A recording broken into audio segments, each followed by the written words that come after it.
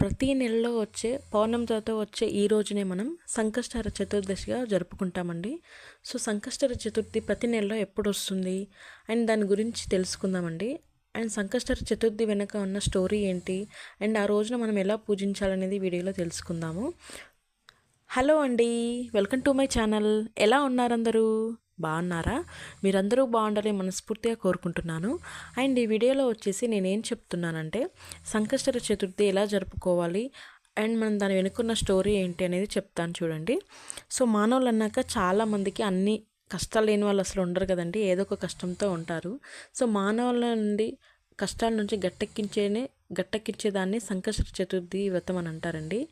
So ఇది గణేశుడికి చాలా ఇష్టమైన వ్రతం అండి.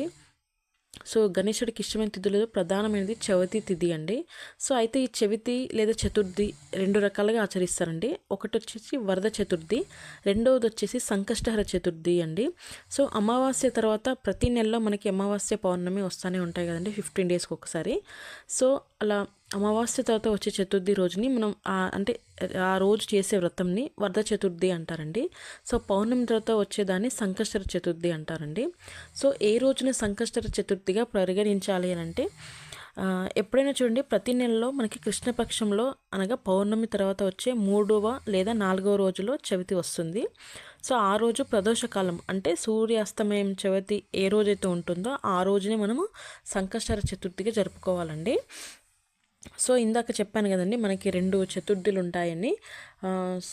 అమావాస్య తర్వాత వచ్చేదేమో వరద చతుర్థి అని, పౌర్ణమి తర్వాత వచ్చేదాన్ని సంకష్టహర చతుర్థి అని అంటామండి. సో మనకి సంకష్టహర చతుర్థి అనేది ప్రతి నెలలో వస్తుందండి. సో ఆ నెలలో కూడా ఏ రోజున వచ్చిందని దాని స్పెషల్గా ఉంటుందండి. సో లాస్ట్ మంత్ వచ్చేసి మంగళవారం వచ్చిందండి. సో మంగళవారంతో కూడుకున్న చతుర్థిని మనం ఏమంటామంటే అంగారక చతుర్థి అంటారండి.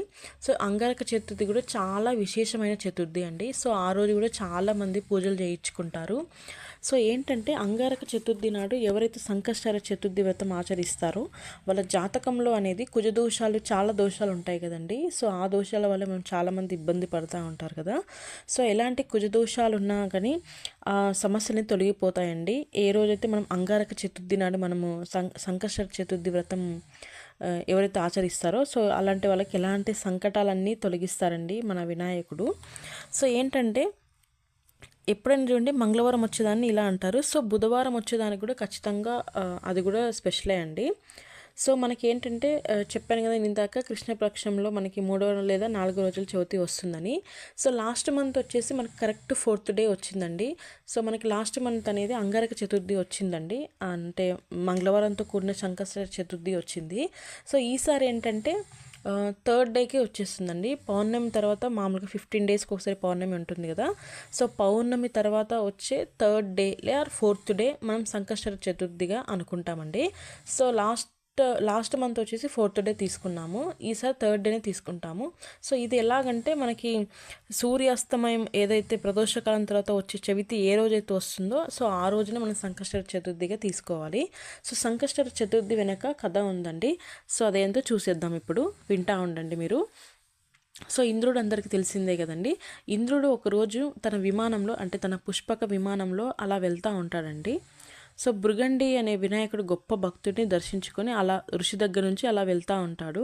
సో అలా వెళ్తూ ఉండగా గర్సేన్ అనే ఒక రాజ్యం ఉంటుందండి.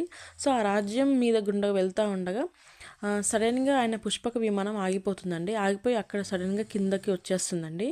సో ఆ టైంలో ఎందుకు అలా వచ్చేస్తుందనంటే ఆ రాజ్యంలో చాలా పాపాలు చేసిన ఒక వ్యక్తి ఆ విమానంపై జస్ట్ అలా చూస్తాడండి. ఆయన దృష్టి పడగానే ఆ విమానం మొత్తం కిందికి వచ్చేస్తుందండి. సో ఆ దృష్టి దోషం వల్ల కిందికి వచ్చేస్తుంది.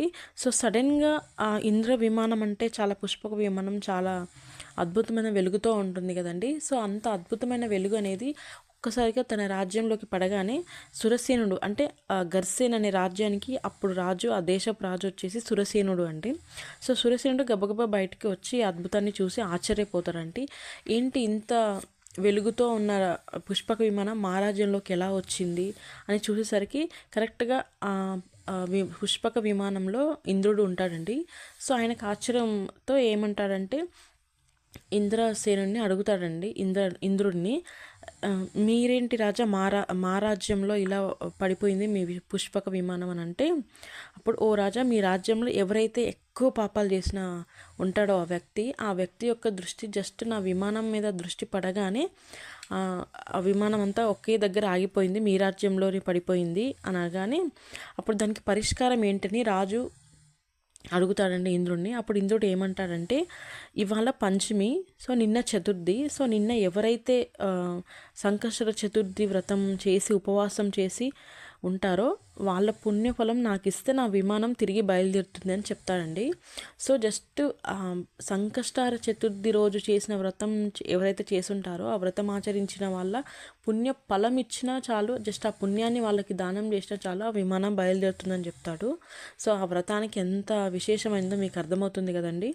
సో అలా అయితే అలాంటి వాళ్ళు ఎవరున్నారని రాజ్యం మొత్తం వెతికిస్తారండి మన సురసేనుడు అనే రాజు.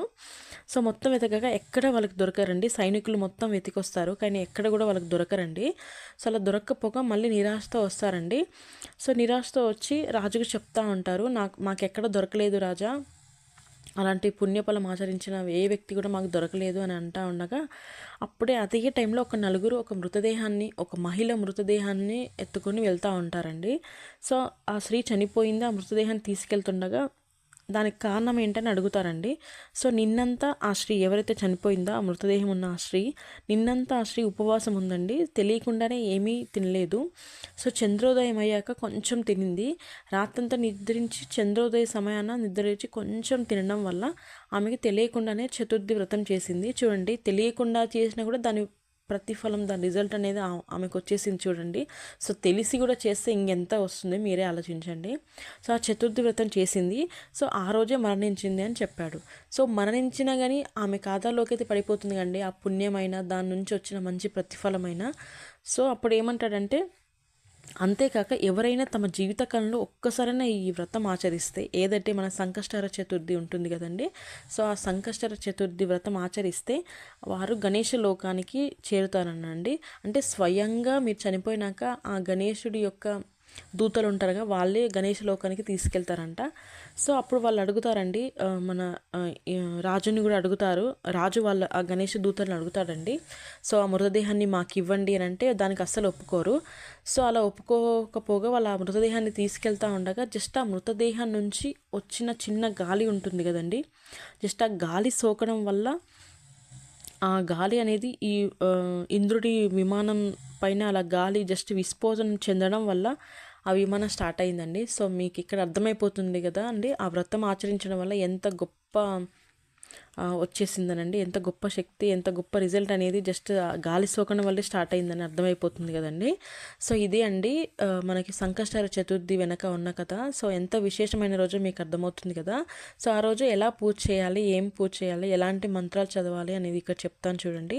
సో నార్మల్ పూజ అండి, అంటే మీ స్తోమతని బట్టి మీరు పూజ చేసుకోవచ్చండి, ఇవే చేయాలని రూల్ ఏం లేదండి. జస్ట్ దేవుడికి దీపం వెలిగించి మనస్ఫూర్తిగా ప్రశాంతంగా దేవుడి ముందు 5 నిమిషాలు కూర్చున్నా దేవుడికి తెలియదా అంటే, ఇన్ని తెలిసిన అతను మన కష్టాల గురించి తెలియదా. సో ఖచ్చితంగా మీ కష్టాలు తీరుస్తాడు. సంకష్టహర చతుర్థి చేసుకున్నాక మీకే అర్థమవుతుంది. సో మాకు ఎలాంటి మంత్రాలు రావు అనుకున్నప్పుడు ఈ ఒక్క మంత్రం అయితే అందరికీ ఖచ్చితంగా వస్తుంది కదండి. శుక్లాంబరధరం విష్ణుం శశివర్ణం చతుర్భుజం ప్రసన్నవదనం ధ్యాయేత్ సర్వ విఘ్నోపశాంతయే. సో ఈ మంత్రం అయితే ఖచ్చితంగా అందరికీ వచ్చే ఉంటుంది కదండి. సో మాకు ఈ మంత్రం వస్తుంది అని అంటే ఓకే, లేదు మాకు ఈ ఒక్క మంత్రమే కాదు, మాకు ఇంకేమన్నా ఆ రోజు చదవాలని ఉంది మీకు ఆశతో ఉంటే మాత్రం వినాయకుడి అష్టోత్తరం అని మనకు బుక్స్లో కానీ ఫోన్లో కూడా దొరుకుతుందండి. సో ఈ మధ్య స్మార్ట్ ఫోన్స్ లేని వాళ్ళు అసలు ఉండరు కదండి. సో స్మార్ట్ ఫోన్లో మీకు సర్చ్ బార్లో యూట్యూబ్లో కొట్టినా మనకు వచ్చేస్తుందండి. సో వినాయకుడి అష్టోత్తరం చదివినా చాలండి. సో ఇలా పూజ చేసుకోవచ్చు మనము.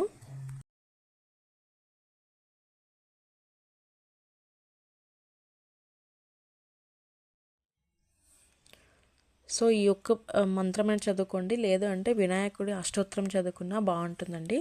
సో ఇలా పూజ చేసుకుంటే చాలండి. ఇంతేనండి వీడియో. మీకు ఈ వీడియో యూజ్ అయిందని నేను అనుకుంటున్నానండి. ఎవరికైతే ఇప్పటివరకు సంకష్టహర చతుర్థి గురించి తెలియదో సో వాళ్ళకైతే డెఫినెట్గా యూజ్ అవుతుందని నేను అనుకుంటున్నాను. సో తెలిసిన వాళ్ళు ఏమైనా నేను తప్పుగా చెప్పి ఉంటే మాత్రం క్షమించండి, నాకు తెలిసింది చెప్పానండి. ఇంతేనండి వీడియో. థ్యాంక్ యూ అండి. Thank you for watching.